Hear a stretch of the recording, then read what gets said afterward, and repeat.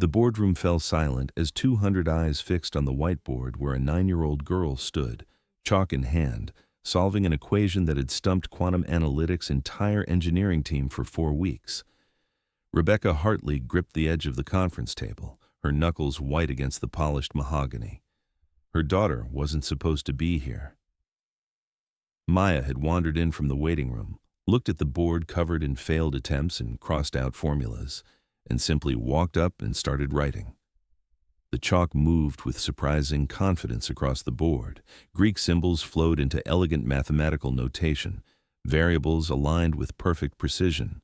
The solution emerged like a photograph developing in a darkroom, unclear at first, then suddenly, devastatingly obvious. "Where did you learn this?" Rebecca's voice came out sharper than she intended, cutting through the stunned silence. Maya turned slowly, her small face calm and serious in a way that made her look far older than 9 years. "Marcus in the basement taught me." Rebecca felt the room shift around her, felt the weight of 200 gazes moving from her daughter to her face, waiting for her reaction. "Who's Marcus?" Rebecca Hartley had become CEO of Quantum Analytics at 31, the youngest person to hold that position in the company's 15-year history. The data science firm occupied 4 floors of a glass tower in Boston's financial district, where sophisticated algorithms predicted everything from consumer behavior patterns to climate change impacts to medical treatment outcomes. The company's predictive models were legendary in Silicon Valley. Hedge funds paid millions for their market forecasting. Pharmaceutical companies used their systems to identify promising drug candidates. Government agencies consulted their risk assessment tools for disaster preparedness. Rebecca had built her reputation on 3 things: absolute control, mathematical precision, and an almost supernatural ability to identify patterns that others missed. Board members called her brilliant. Competitors called her ruthless. Industry publications called her a visionary. All of them were correct. But there was one pattern she'd learned to hide completely. One aspect of her life she kept carefully separated from her professional identity. At 24, pregnant and abandoned by a partner who decided fatherhood conflicted with his startup ambitions and exit strategy, Rebecca had made a choice that would define the next decade of her life. She would succeed not despite being a single mother, but because of the fierce determination it ignited inside her. Maya would have everything: stability, opportunity, the best private schools, a mother who never failed, never faltered, never showed weakness. Maya was 9 now, with her mother's dark, intelligent eyes and a quietness that worried Rebecca more than she cared to admit. The girl excelled. Academically, consistently scoring in the 99th percentile on standardized tests, but she had few friends. She preferred complex puzzles to playground games, pure mathematics to casual conversation, thick books to birthday parties with other children. Rebecca told herself this was fine, even healthy. Maya was simply focused, intellectually advanced, driven and disciplined like her mother. What she didn't let herself acknowledge was that Maya was also profoundly lonely, isolated in her exceptional abilities, hungry for connection that Rebecca's 70-hour work weeks and constant business travel couldn't possibly provide. What Rebecca absolutely didn't know was that for the past 5 months, Maya had been spending her after-school hours in the building's basement level, where Marcus Chen mopped floors, emptied trash bins, and fixed broken things that nobody else noticed or cared about. Marcus Chen was 38 years old, though the lines around his eyes and the gray threading through his dark hair made him look closer to 45. He had the kind of weathered, thoughtful face that suggested he'd survived things most people his age hadn't encountered, experienced losses that left permanent marks. He wore the gray uniform of building maintenance, shapeless pants, a work shirt with his name embroidered over the pocket in faded blue thread, steel-toed boots that had been resoled 3 times. He moved through the building's hallways like a shadow, like someone who'd perfected the art of occupying space without drawing attention, and he spoke only when absolutely necessary, offering polite nods to the few employees who bothered acknowledging his existence. Most employees at Quantum Analytics didn't know his name, They saw him emptying their wastepaper baskets, cleaning their conference rooms after marathon strategy sessions, mopping up coffee spills in the break rooms. He was functionally invisible, part of the building's infrastructure, as unremarkable as the ventilation system or the fluorescent lights. Those few who did know his name never wondered about his story, never asked themselves why someone with his obvious intelligence and careful precision was cleaning toilets for minimum wage. They never noticed the way his eyes tracked across whiteboards covered in complex equations, or how his hands moved with the practiced efficiency of someone who'd once done far more sophisticated work. But Marcus had a story, and it was one that Rebecca would soon discover had been unfolding in the same building where she'd built her empire, hidden in plain sight for 6 years. 6 years ago, Marcus Chen had been quantum analytics' lead algorithm architect, the brilliant mind behind the predictive models that had made the company legendary throughout Silicon Valley. His office had been on the 14th floor with views of the Charles River. His salary had been in the high 6 figures. His name had appeared on patents and in academic journals. He had also been a father to Emma, a daughter born with a rare autoimmune disorder that required constant medical supervision, quarterly specialist consultations that cost thousands of dollars even with excellent insurance, and medications that needed to be carefully monitored and frequently adjusted. The night everything changed had started like any other late evening at the office. Marcus had been working alone in the primary server room, running diagnostics on the company's core systems, when he detected something that made his blood run cold. A critical security vulnerability in the system architecture, a flaw so fundamental that it could potentially expose all of their clients' proprietary data to breach. He'd immediately initiated protective protocols, documented everything with meticulous precision, and made the only decision that made sense given the severity of the risk. He shut down the affected servers to prevent potential exploitation while the vulnerability could be properly patched. The system was secured, the data was protected, the vulnerability was identified before it could be exploited. But the emergency shutdown had cost quantum analytics 48 hours of downtime during a critical period. Deliveries to major clients were delayed, service-level agreements were violated, the company paid $4.5 million in contractual penalties.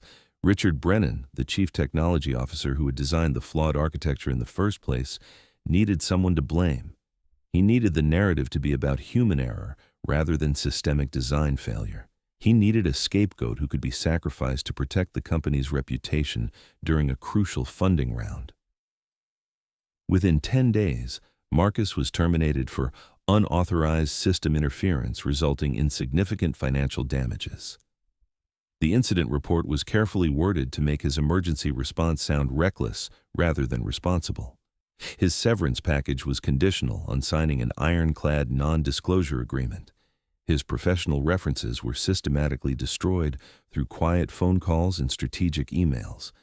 His career in technology was finished before he fully understood what had happened. For Emma's sake, for the health insurance that kept his daughter alive, Marcus had taken the only position he could find that offered benefits and schedule flexibility. Custodial services in the basement of the very building where he'd once occupied a corner office, where his algorithms still ran on servers he'd helped design, where his former colleagues walked past him without recognition. He'd first met Maya on a Wednesday evening about 6 months ago, during that quiet hour between when most employees left and when the overnight cleaning crew arrived. She'd been sitting in the lobby waiting area, working on homework that was clearly far too simple for her abilities, her small face tight with frustration and boredom. Marcus had been replacing a burned-out light fixture nearby, methodically working through the building's maintenance checklist when he heard her sigh with deep exasperation. "This is so boring," she'd muttered to herself, not realizing anyone was listening. Marcus had glanced over at her worksheet. Basic arithmetic problems, the kind designed for average third graders, simple addition and subtraction with some multiplication tables thrown in. For a child who was clearly working several grade levels ahead, it must have felt like torture. Without really thinking about the implications, acting on an instinct he hadn't indulged in years, Marcus had pulled a napkin from his maintenance card and sketched out a simple logic puzzle. Nothing too complex, just an interesting problem that required actual thinking rather than rote memorization. "Try this instead," he'd said quietly, setting the napkin beside her workbook. Maya's eyes had lit up for the first time in months, a spark of genuine excitement replacing the dull resignation. "What is it?" "A problem that's actually worth solving." She'd worked on that first puzzle for 15 minutes, her face intense with concentration, her pencil moving across the napkin with increasing confidence. When she finally solved it and looked up with triumphant joy, something in Marcus's chest had cracked open, a feeling he hadn't allowed himself in years. "Do you have more?" Maya had asked, her voice hopeful in a way that suggested she wasn't used to being intellectually challenged. Marcus had smiled, the first genuine smile in longer than he could remember. "Yeah, I have more." Over the following weeks, their evening sessions had become routine, something both of them looked forward to in ways neither quite articulated. Maya would finish her simple homework in minutes, then find Marcus wherever he was working, mopping the lobby floors, cleaning conference rooms, fixing broken equipment. He'd pull out napkins and sketch puzzles that grew progressively more complex and beautiful, logic gates that taught Boolean algebra without ever using the term, pattern recognition challenges that introduced concepts from graph theory and combinatorics, algorithm problems disguised as games about sorting colored balls or finding optimal paths through mazes. He never talked down to her, never oversimplified because of her age. When she asked questions, and she asked dozens, he answered honestly, treating her like the intelligent person she was rather than a child to be patronized. When she struggled with a concept, he didn't give her the answer but asked careful questions that led her toward discovery, teaching her to think rather than memorize. "Why do you work here?" Maya had asked one evening about 3 months into their unofficial tutoring arrangement, watching him methodically empty a trash bin with the same precision he brought to everything. Marcus had paused, considering how to answer truthfully without burdening a 9-year-old with adult complexities. "Because everyone has to work somewhere. This job lets me pay for things that matter." "But you're really smart, I can tell. You explain things better than any of my teachers." She'd looked at him with those serious dark eyes. "Couldn't you do something else?" "Sometimes life doesn't go the way you plan," Marcus had said carefully, moving to the next trash bin.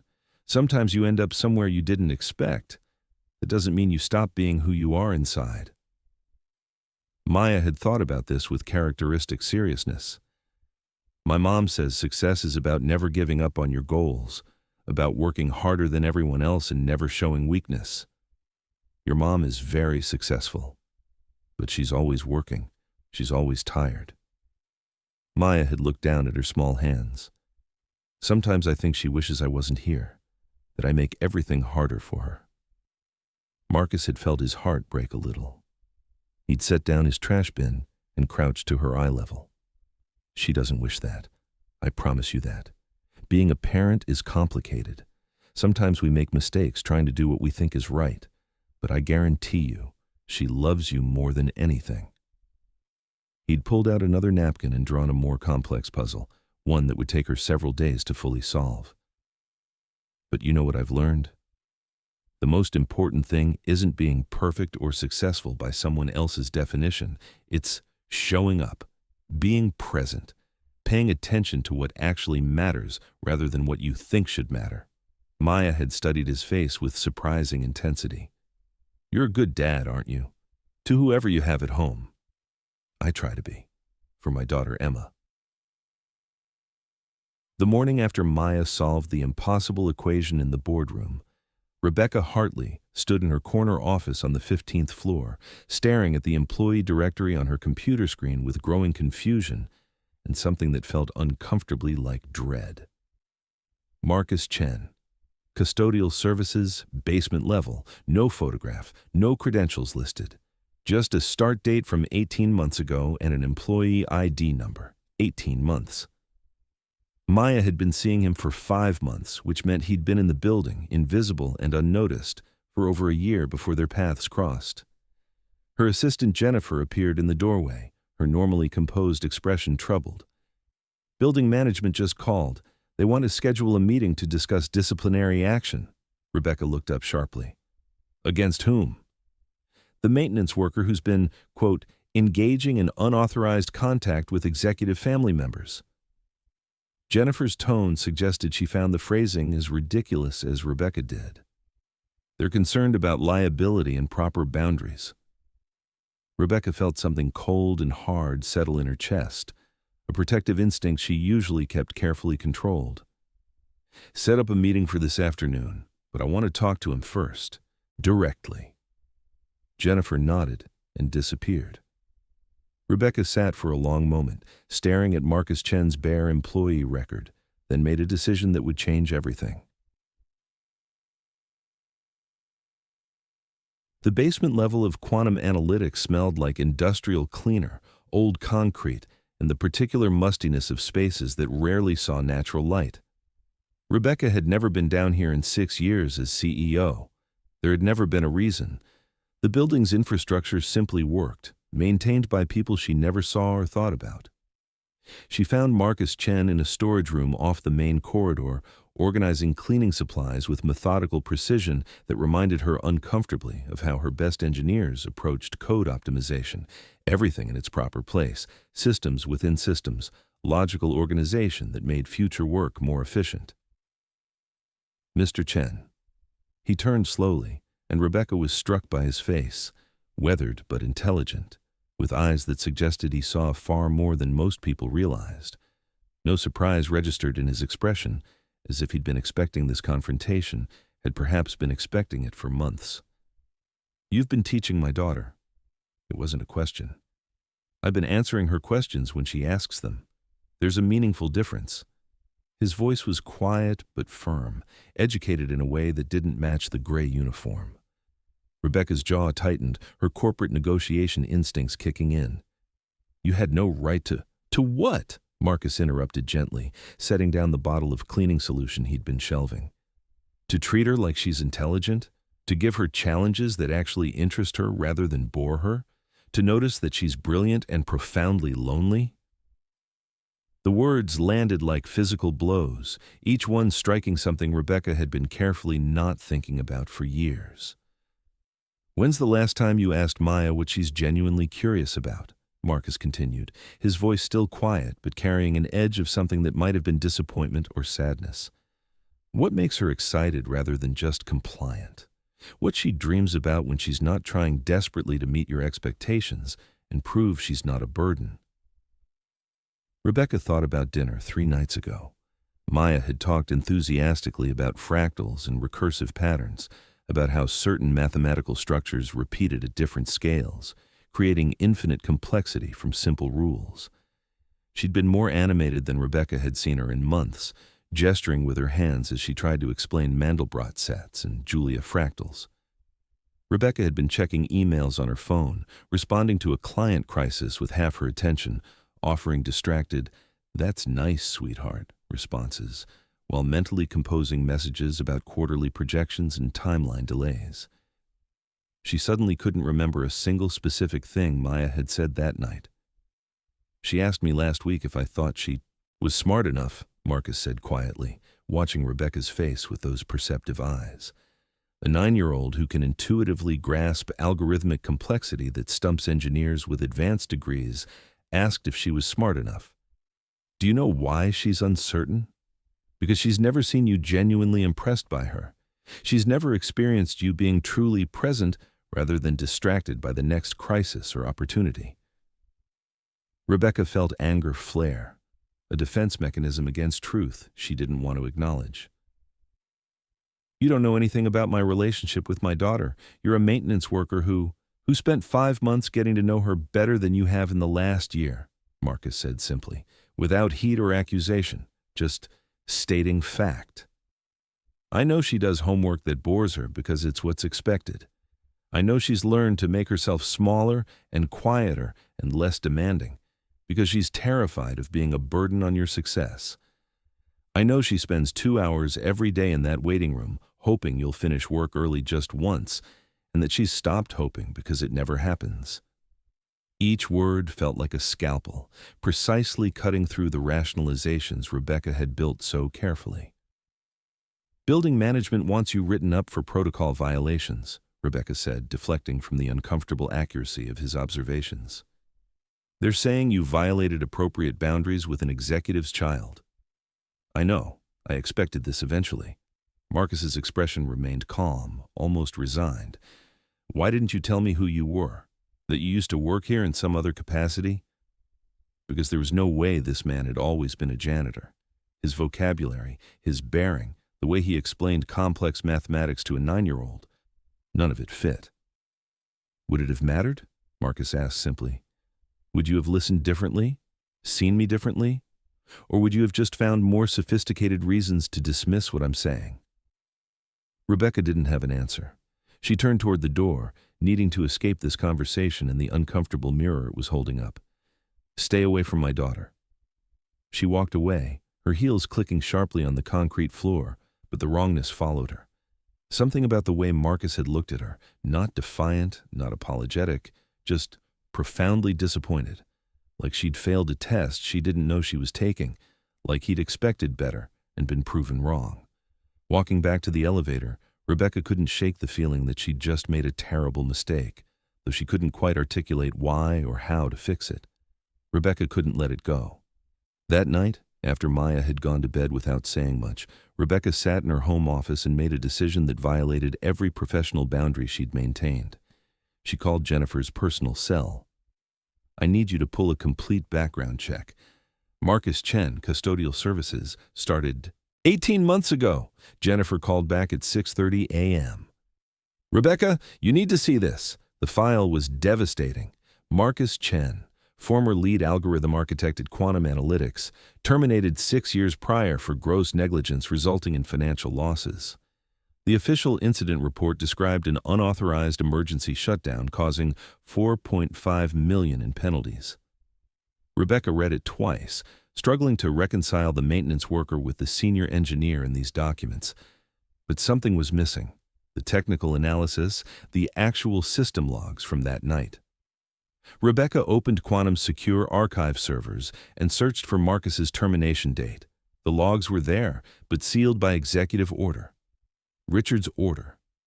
At 2 a.m., Rebecca bypassed Richard's security lock using her CEO credentials, knowing it would leave a trail, knowing she was creating liability. And she read what Richard had hidden. The technical logs told a completely different story. Security vulnerability flagged at 11:47 p.m. Critical severity, potential exposure, all client data. Marcus's notes showed methodical analysis, careful documentation, real-time decisions under pressure. System architecture review revealing fundamental flaw, designed by Richard Brennan 3 years prior. Emergency shutdown initiated after all patch attempts failed.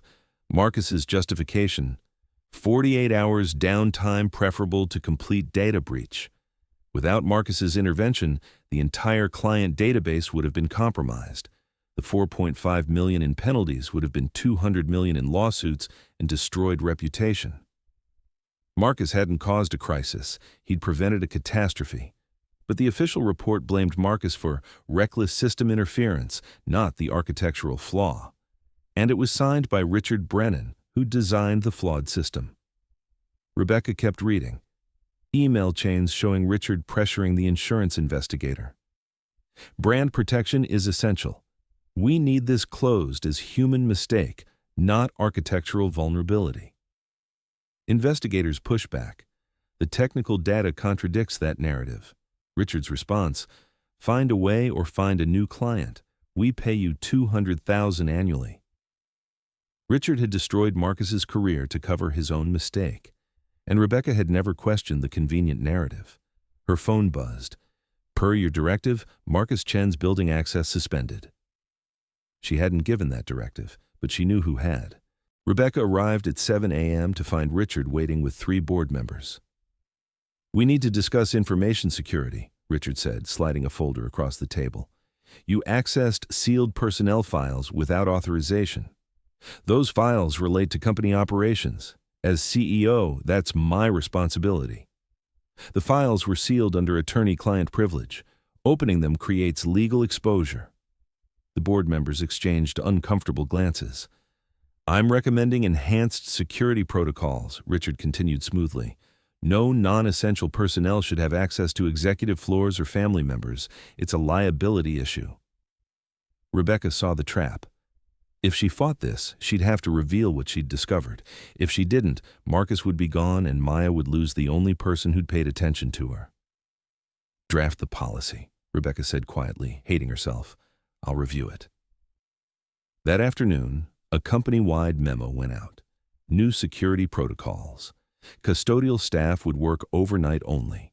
No contact with employees during business hours. Violation meant immediate termination. Rebecca told herself it was necessary, professional, right? She didn't let herself think about Maya.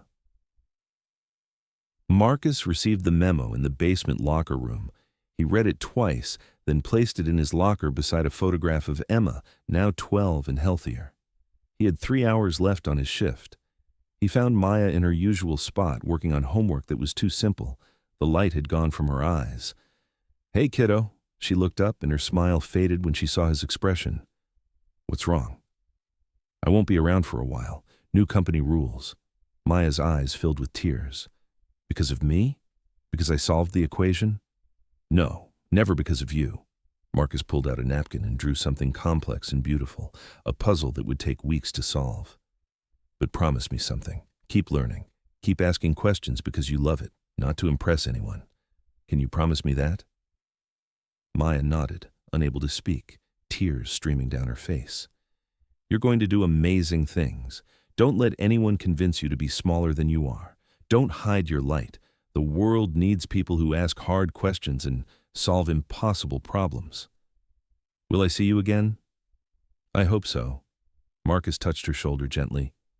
But remember, you're brilliant and worthy exactly as you are. That's not something anyone can take away. He left the building and didn't come back. 4 weeks later, Quantum's predictive models started failing. Market predictions off by fractions, consumer behavior models drifting. Nothing catastrophic at first, but Rebecca saw the pattern. The algorithms were dying. She called emergency meetings, brought in consultants from MIT and Stanford. Nothing worked. Whatever was wrong lived deep in the architecture that nobody understood anymore. At home, Maya had stopped doing tough mathematics beyond what was required. She completed assignments mechanically, then sat staring at walls. Dr. Sarah Kim, Maya's teacher, called repeatedly.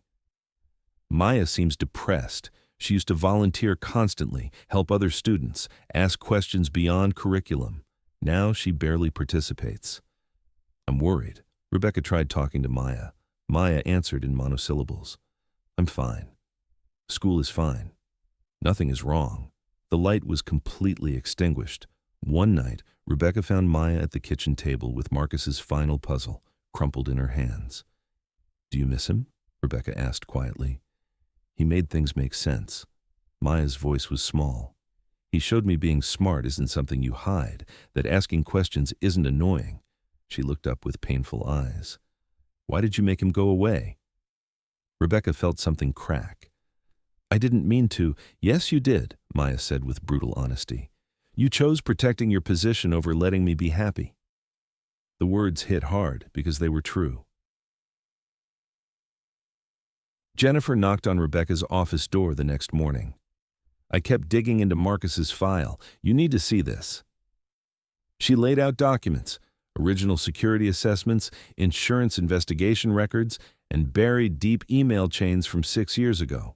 Richard threatening the investigator to falsify findings, documentation of systematic career destruction, reference sabotage. Where is he now? Rebecca asked. Dorchester, about 20 minutes away.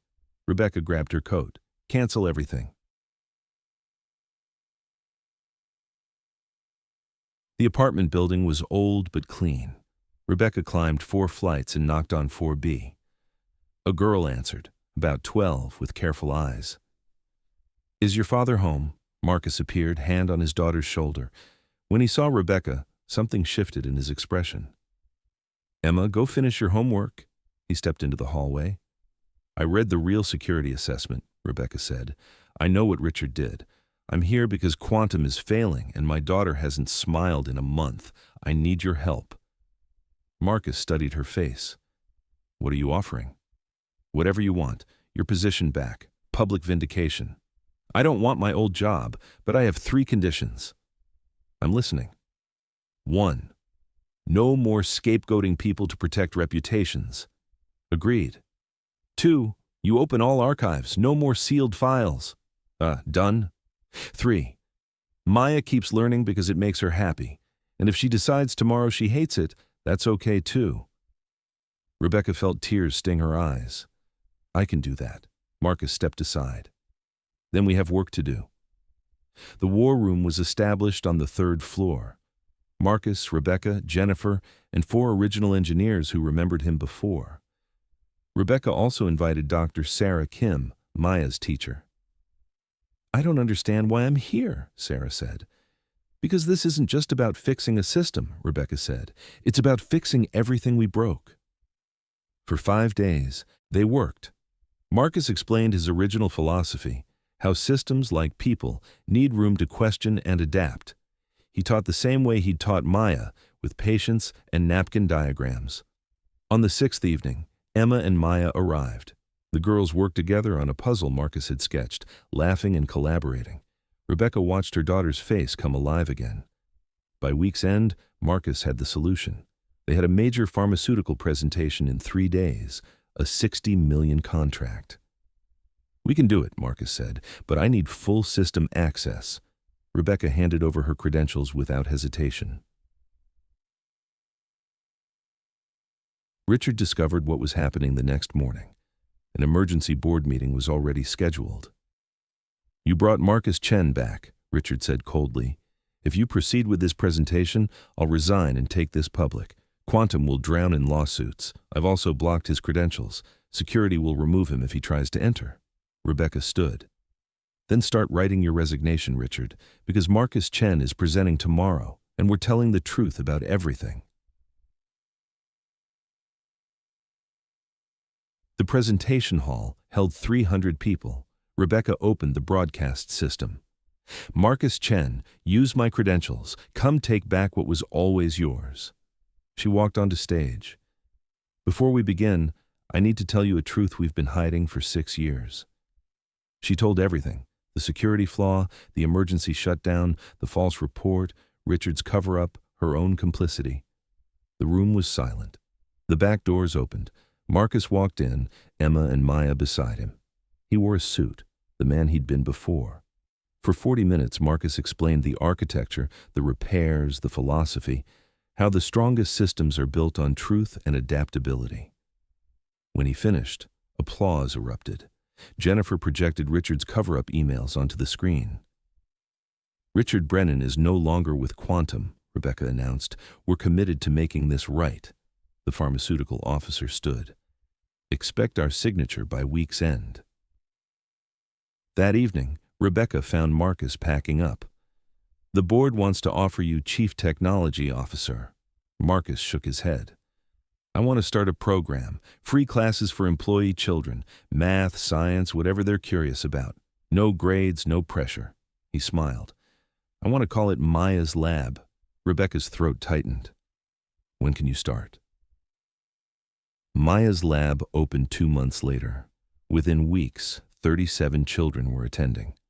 Marcus taught 3 evenings weekly. Other employees volunteered their expertise. Rebecca started leaving work at 5:30. She and Maya would walk home together, Maya talking excitedly about what she'd learned. One evening, Maya mentioned a competition. Math in Motion, Emma and I want to build a kinetic sculpture. At the ETA finals, their sculpture, mechanical puzzles built from reclaimed computer parts, took first place. Maya stepped to the microphone. The best teacher I ever had wore a gray uniform and asked questions on napkins. He taught me that being smart is something you share, not hide. She looked at Marcus. Thank you for teaching me to ask questions. Then, at her mother. And thank you, Mom, for learning too. That night, Rebecca stood in Maya's doorway. The walls were covered with drawings, logic puzzles, mathematical patterns, sketches of the sculpture. On Maya's desk, that first napkin sat framed. Rebecca had thought her greatest achievement was becoming the youngest CEO in Quantum's history. She'd been wrong. Her greatest achievement was learning to be the mother Maya needed, learning to value truth over reputation, learning to see the janitor as the hero he'd always been. Sometimes the greatest minds aren't in corner offices. Sometimes they're in the basement. Sometimes they're 9 years old. Sometimes they're waiting to be seen.